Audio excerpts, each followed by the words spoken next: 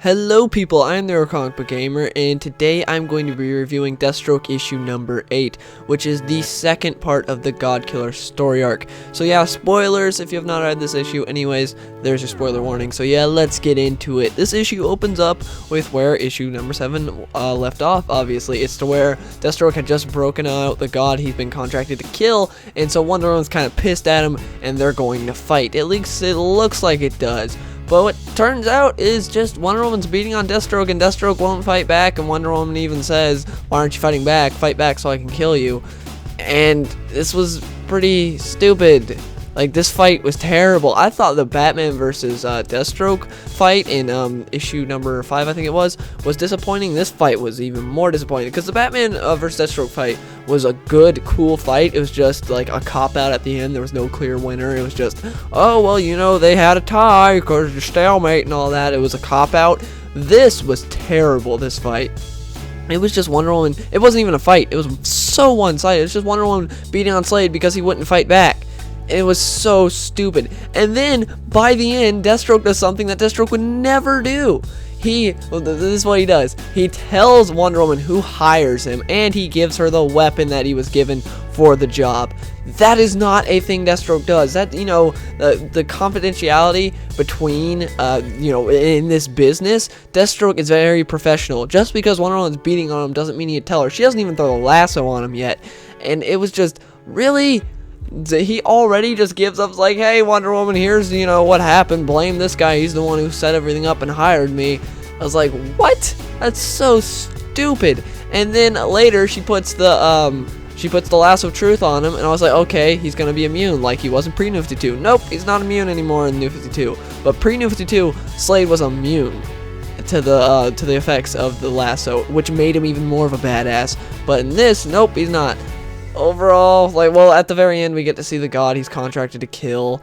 And yeah, overall, this issue was very disappointing. Had some good art, but it's just so disappointing. Also, part of it, I couldn't even tell what was going on with, like, not the art, but the way the art was set up. Like, you would call it like cinematography in film. I don't know what you really call it in comics.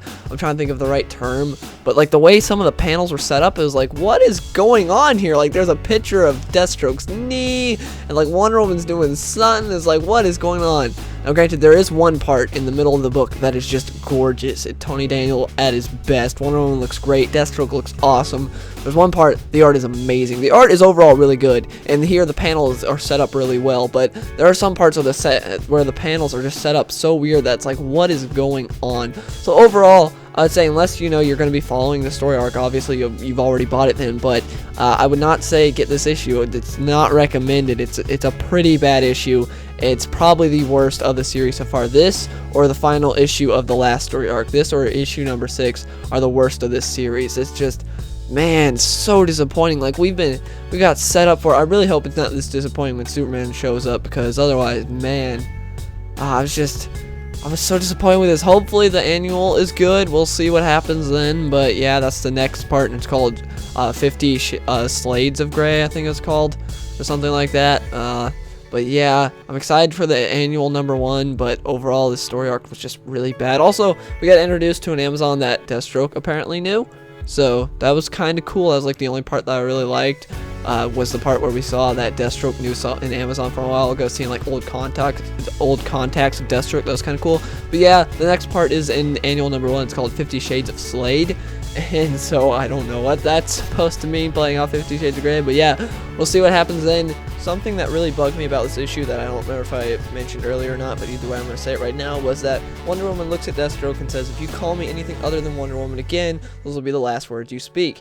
And Deathstroke just kind of accepts it. And I'm like, what? Deathstroke doesn't take crap from anybody. What is this? This issue was so disappointing. It was just, the whole issue, to sum it up, was Deathstroke is getting the crap beaten out of him by Wonder Woman. He won't fight back, and he becomes a wimp.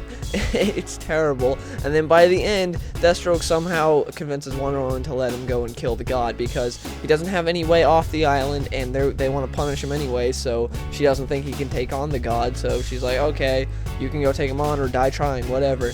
And so that's how the issue went. I was very disappointed by this issue. I would say steer clear of this issue issue. Of course, if you're following the series, you've already got it. What I say won't change your mind. But yeah, if you read this issue, please let me know in the comments below what you guys think of it, because I'm really curious to see if you guys liked it or not, or if you agree with me. But yeah, thank you guys for watching, and if you enjoyed this video, please give it a like.